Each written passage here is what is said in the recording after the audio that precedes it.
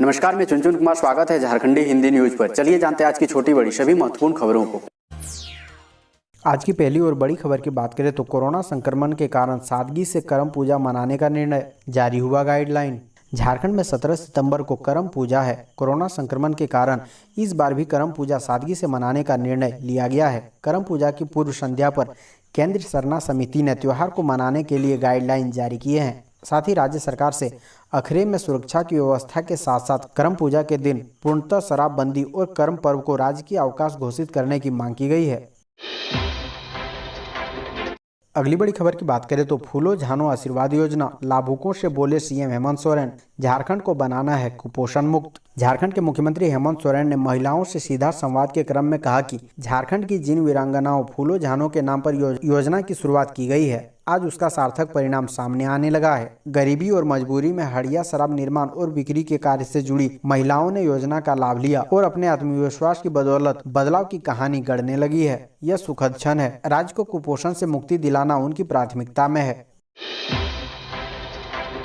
अगली बड़ी खबर की बात करें तो झारखंड में बाबा वैद्यनाथ मंदिर के बाद अब घर बैठे मंगाएं राजरप्पा के मां छिन्नमस्तिका का प्रसाद। देश के प्रमुख धार्मिक स्थलों जैसे तिरुमाला मंदिर, हनुमानगढ़ी, अयोध्या व बाबा वैद्यनाथ मंदिर के बाद अब राजरप्पा के मां छिन्नमस्तिका मंदिर का भी प्रसाद अब घर बैठे मंगा सकते हैं। डाक विभाग द्वारा मां छिन्नमस्तिका प्रसादम योजना की शुरुआत कर दी गई है। इसके लिए उप डाकपाल गोला के पदनाम पर 251 रुपये और 501 रुपये का मनी ऑर्डर भेजकर प्रसाद मंगा सकते हैं।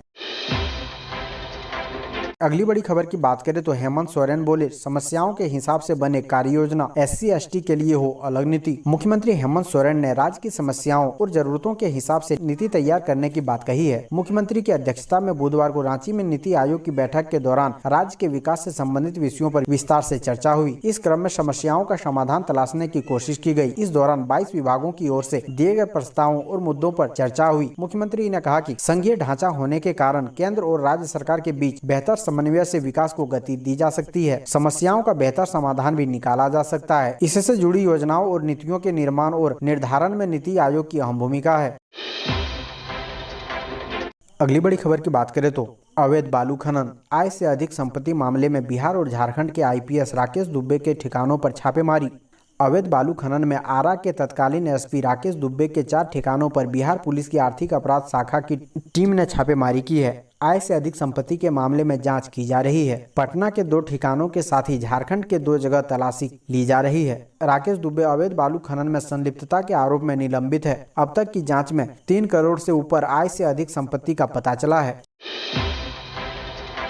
अगली बड़ी खबर की बात करें तो DVC में प्लांट ठप, झारखंड समेत 10 राज्यों में बिजली सप्लाई हो सकती है बाधित। दामोदर वैली कॉरपोरेशन यानी DVC में 500 मेगावाट क्षमता वाले प्लांट से बिजली का उत्पादन पूरी तरह से ठप हो गया है। इससे झारखंड समेत 10 राज्यों में बिजली की सप्लाई बाधित हो सकती है। बांग्लादेश में भी बिजली की आपूर्ति प्रभावित होने की आशंका है। बुधवार को बॉयलर ट्यूब में लीकेज होने के कारण बिजली उत्पाद रोक दिया गया है। उल्लेखनीय है कि DVC द्वारा बांग्लादेश के अलावा दिल्ली, मुंबई, बिहार, पश्चिम बंगाल, ओडिशा, उत्तर प्रदेश, मध्य प्रदेश, हरियाणा, पंजाब, झारखंड सहित railway, Coal India, SAIL, Tata, Jindal Steel तथा निजी कल कारखानों को बिजली की आपूर्ति की जाती है। अगली बड़ी खबर की बात करें तो बिजली चोरी के खिलाफ विभाग सख्त, धनबाद जिला भर में 18 लोगों के खिलाफ हुई प्राथमिकी। बिजली विभाग बिजली जलाने वालों के खिलाफ सख्त हो गया है। इसको लेकर बुधवार को बिजली विभाग ने जिला भर में अभियान चलाया। इस दौरान विभाग ने 18 लोगों के खिलाफ बिजली चोरी की प्राथमिकी दर्ज की है। इसमें करकेंद, हीरापुर, बड़वा अड्डा, झरिया, टुंडी, नया बाजार, मुकुंद सब स्टेशन के तहत आने वाले इलाकों में छापेमारी की गई है। अगली बड़ी खबर की बात करें तो राज्यपाल ने कहा स्वास्थ्य सेवा ठीक होने से कम होगी मृत्यु दर। झारखंड के राज्यपाल रमेश बिष्ट ने कहा कि जब स्वास्थ्य सेवा ठीक होगी तब राज्य में मृत्यु दर भी कम होगी। उन्होंने कहा कि एम्स के ऊपर जनता का भरोसा है और यहां सेवा भावना देखने को मिलती है। वे गुरुवार को एम्स देवघर के द्वितीय वार्षिक समारोह को संबोधित कर रहे थे। पंचायत प्रशिक्षण संस्थान के ऑडिटोरियम में समारोह का उद्घाटन करते हुए राज्यपाल ने कहा कि यदि डॉक्टरों का व्यवहार ठीक हो तो रोगी अपने ही आधा स्वस्थ हो जाएंगे। डॉक्टरों को धैर्य रखने की जरूरत है। उन्होंने कहा कि MBBS का अब कोई महत्व नहीं रह गया है। MBBS के बाद PG करने वाले ही आगे बढ़ पाएंगे। साथ ही कहा कि विकासशील देश विकसित तभी होगा जब स्वास्थ्य, सड़क और शिक्षा का विकास होगा। विदेशों में भारतीय डॉक्टरों का ज्यादा विश्वास रखा जाता है। अच्छा डॉक्टर बनकर विश्व में भारत का नाम रोशन करें। अगली बड़ी खबर की बात करें तो मूर्तिकार बोले, हेमंत सोरेन की सरकार ने हमारे पेट पर लात मारी है। देश भर में पर्व त्योहारों का सीजन शुरू होने जा रहा है। इसके तहत पहला बड़ा त्योहार दुर्गा पूजा है। ऐसे में कोरोना संक्रमण को देखते हुए झारखंड सरकार ने नई गाइडलाइन तय कर दी है। इसके तहत प्रतिमाओं की ऊंचाई को लेकर भी निर्देश दिए गए हैं। सरकार के इस फैसले से मूर्तिकारों में व्यापक पैमाने पर नाराजगी है। उनका कहना है कि गाइडलाइन देरी से जारी करने के चलते उन्हें वित्तीय नुकसान उठाना पड़ेगा। उन्होंने इस फैसले पर कहा कि राज्य सरकार ने उनके पेट पर लात मारी है। अगली बड़ी खबर की बात करें तो JPSC civil service exam 2021 Dhanbad के 102 केंद्रों पर होगी परीक्षा। हर सेंटर की होगी वीडियोग्राफी। 19 सितंबर को होने वाली झारखंड लोक सेवा आयोग की परीक्षा को लेकर बुधवार को उपायुक्त और वरीय आरक्षी अधीक्षक द्वारा संयुक्त रूप से न्यू टाउन हॉल में समीक्षा बैठक की गई। उपायुक्त संदीप सिंह ने कहा कि जिला प्रशासन की प्राथमिकता परीक्षा को शांतिपूर्वक और कदाचार मुक्त कराना है। इसके लिए त्रिस्तरीय सुरक्षा व्यवस्था की गई है। इसके लिए सभी दंडाधिकारियों को कोविड समुचित व्यवहार का अक्षरशः पालन सुनिश्चित करने को कहा गया है। अगली बड़ी खबर की बात करें तो बिहार से यूपी और झारखंड के लिए शुरू होगी बसें। पटना से वाराणसी, जमशेदपुर और रांची जाना होगा आसान। पटना से वाराणसी, रांची, जमशेदपुर समेत उत्तर प्रदेश और झारखंड के अन्य शहरों के लिए नई बस सेवा शुरू की जाएगी। इसके लिए 100 नई बसों का परिचालन लोक निजी भागीदारी यानी पीपीपी के तहत शुरू होगा। इसके अलावा राज्य के अंदर पटना से विभिन्न जिला मुख्यालयों के लिए भी नई बसें चलाई जाएगी। बिहार राज्य पथ परिवहन निगम ने इसकी तैयारी कर ली है। जल्द इसके लिए टेंडर जारी किया जाएगा। मालूम हो कि पटना से वाराणसी के लिए निगम की अभी कोई बस नहीं चल रही है। वहीं रांची और जमशेदपुर के लिए निगम द्वारा पहले से बसें चलाई जा रही थी, जो कोरोना संक्रमण को लेकर बंद कर दी गई थी। अब फिर से रांची और जमशेदपुर के लिए 2-2 बसें चलाई जाएगी। अगली बड़ी खबर की बात करें तो आज से खुलेगा बाबाधाम का मंदिर। शुरू हो गया ई पास के लिए रजिस्ट्रेशन। झारखंड में अनलॉक को लेकर जारी नए दिशा निर्देश के साथ ही प्रदेश भर में मंदिरों को खोलने की तैयारी चल रही है। मंदिर में प्रवेश करने के लिए ई पास बनवाना जरूरी होगा। इसके जरिए ही बाबा वैद्यनाथ धाम समेत झारखंड के अन्य मंदिरों में प्रवेश की अनुमति मिलेगी। ई पास बनवाने के लिए पहले रजिस्ट्रेशन कराना होगा। इसके लिए वेबसाइट का लिंक जारी किया गया है। बाबा वैद्यनाथ मंदिर को गुरुवार के बजाय शुक्रवार से खोला जाएगा। बता दें कि झारखंड सरकार ने महीनों के बाद मंदिरों को खोलने की अनुमति दी है। हालांकि मंदिर में प्रवेश के लिए कई तरह के सख्त मापदंड निर्धारित किए गए हैं। इन शर्तों का पालन करना अनिवार्य होगा। अगली बड़ी खबर की बात करें तो शराब विक्रेताओं की अब खैर नहीं, ज्यादा कीमत लेने पर होगी कार्रवाई। रेट चार्ट लगाना भी होगा जरूरी। खुदरा दुकानदारों को निर्धारित मूल्य पर ही शराब की बिक्री करने को कहा गया है। इसके लिए बाकायदा दुकानों के बाहर विभाग द्वारा जारी विभिन्न ब्रांडों के शराब का रेट चार्ट लगाना होगा। ऐसा नहीं करने वाले दुकानदारों पर जुर्माना लगाया जाएगा। वहीं 2 बार से ज्यादा ऐसा करते पकड़े जाने पर दुकानदार का लाइसेंस निरस्त करने की कार्रवाई की जाएगी। उत्पाद विभाग ने इसके लिए विस्की के लिए 52 व बियर के 27 यानी सभी ब्रांड को मिलाकर कुल 113 कैटेगरी से जुड़ी कीमतों को सार्वजनिक करने को कहा है। अगली बड़ी खबर की बात करें तो मुख्यमंत्री ने कहा, महिलाओं का हड़िया दारू बेचना अभिशाप, इस पैसे से निकलना है बाहर। मुख्यमंत्री हेमंत सोरेन ने कहा, राज्य की महिलाओं को हड़िया दारू जैसे पैसों से जुड़ा एक अभिशाप है। किसी भी राज्य के लिए इससे बड़ा अभिशाप क्या हो सकता है कि वहाँ की महिलाएं हड़िया दारू बेचे। इस राज्य में गरीबी व पिछड़ापन है, इसलिए महिलाएं हड़िया दारू बेचने का मजबूर है। हमने तय किया है कि महिलाओं को हड़िया दारू के पैसे से बाहर निकालना है। इस पैसे से मुक्ति दिलाने के लिए फूलो झानो आशीर्वाद योजना लाई गई है। महिलाएं हड़िया दारू बेच सकती है तो वे दुकान भी चला सकती है या अन्य माध्यमों से आजीविका चला सकती है। झारखंड में फूलो झानो आशीर्वाद योजना की शुरुआत जिन वीरांगनाओं के नाम पर की गई है, उनका सार्थक परिणाम सामने आने लगा है। गरीबी और मजबूरी में हड़िया शराब निर्माण और बिक्री के कार्य से जुड़ी महिलाओं ने योजना का लाभ लिया है।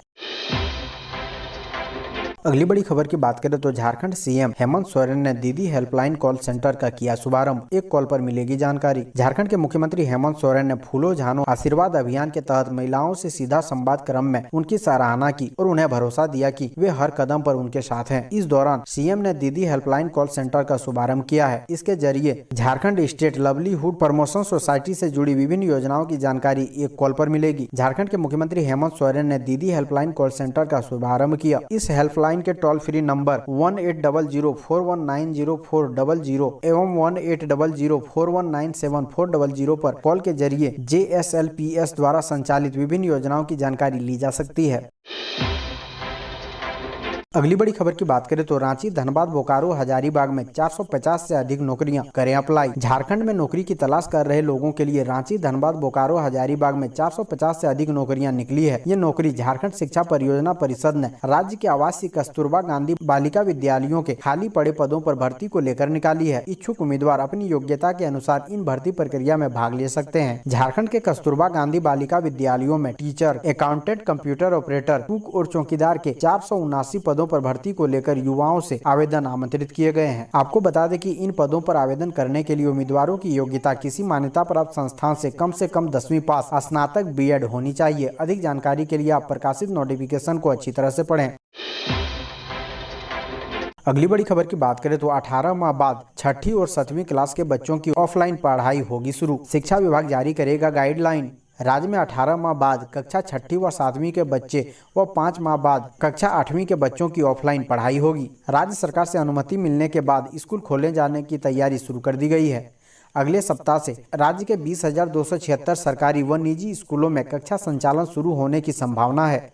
इसमें 13,660 सरकारी विद्यालय हैं। राज्य में कक्षा 6 से 8 में कुल 20,54,865 विद्यार्थी नामांकित हैं।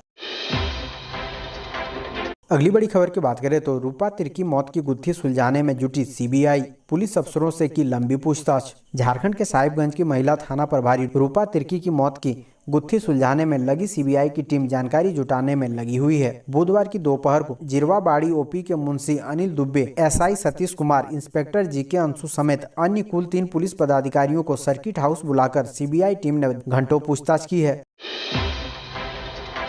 अगली बड़ी खबर की बात करें तो जमशेदपुर में सोमवार के बाद ही खुल पाएंगे कक्षा 6 से ऊपर के स्कूल। ड्रेस के लिए मारामारी। झारखंड सरकार ने 6ठी कक्षा से ऊपर के छात्रों के लिए स्कूल खोलने की घोषणा कर दी है, मगर इसके लिखित गाइडलाइन स्कूली शिक्षा एवं साक्षरता विभाग के सचिव से अब तक नहीं पहुंची है। इस कारण अब जमशेदपुर के सरकारी व निजी स्कूल सोमवार के बाद ही कक्षा 6 से ऊपर के छात्रों के लिए खुल पाएंगे। निजी स्कूलों की ओर से कक्षाओं के खुलने को लेकर सारी तैयारी शुरू कर दी गई है। शनिवार तक इन स्कूलों में ऑनलाइन कक्षाएं होगी। ऑफलाइन कक्षाएं प्रारंभ होते ही ऑनलाइन कक्षाएं खत्म हो जाएगी। सचिव का आदेश आते ही सभी स्कूलों को जिला स्तर से पत्र भेज दिया जाएगा। इसके बाद सारे स्कूल कक्षा 6 से ऊपर के छात्रों की ऑफलाइन कक्षाओं के लिए खुल जाएगी। अगली बड़ी खबर की बात करें तो गढ़वा में बारिश से उड़द व मूंग की खेती करने वालों को हुआ भारी नुकसान, लेकिन इस फसल की खेती करने वाले फायदे में। बारिश की वजह से धान की फसलों को काफी फायदा पहुंचा है। पिछले करीब 15 दिनों से गढ़वा जिले के कुछ क्षेत्रों को छोड़कर बड़े हिस्से में बारिश नहीं हुई थी। इस वजह से सुखाड़ जैसी स्थिति उत्पन्न हो गई, लेकिन सोमवार से हो रही बारिश से किसानों ने राहत की सांस ली है। इससे आहर, तालाब व खेत में पानी जमा हो गए हैं। कृषि विज्ञान केंद्र के आंकड़ों के अनुसार सोमवार व मंगलवार को 25 mm तथा बुधवार को 10 mm बारिश हुई है। इस बारिश से जहां धान की फसलों को फायदा हुआ है, वहीं बरई, मूंग व उड़द जैसी दलहनी फसलों तथा सब्जी की फसल को नुकसान हुआ है। इसके खेतों में ही गलकर बर्बाद होने की संभावना है। कटनी के लिए तैयार तिल की फसल को भी नुकसान हुआ है। अगली बड़ी खबर की बात करें तो झारखंड के लोहरदगा में आज भी जंगलों पर निर्भर है बड़ी आबादी। सूखी पत्तियां व पत्ते बेचकर लोग करते हैं गुजारा। जंगलों पर आज भी एक बड़ी आबादी निर्भर करती है। 2 वक्त की रोटी के लिए जंगल ही इनका सहारा है। सरकार भले ही तमाम योजनाएं चला ले, उनके घर तक राशन पहुंचा दे, परंतु दूसरी जरूरतों को पूरा करने के लिए जंगल ही इनका सहारा बनते हैं। लोहरदगा जिले के एक बड़ी आबादी आज भी जंगलों और पहाड़ों पर निर्भर है। सूखी लकड़ियाँ, दातुन पत्ता, कंदमूल, जंगली फल और अन्य उत्पाद बेचकर यह अपने लिए पैसे का जुगाड़ कर पाते हैं। लोहरदगा जिले के सेन्हा, किस्को, पेसरार और कुड्डू पर ऐसे परिवार हजारों की संख्या में है।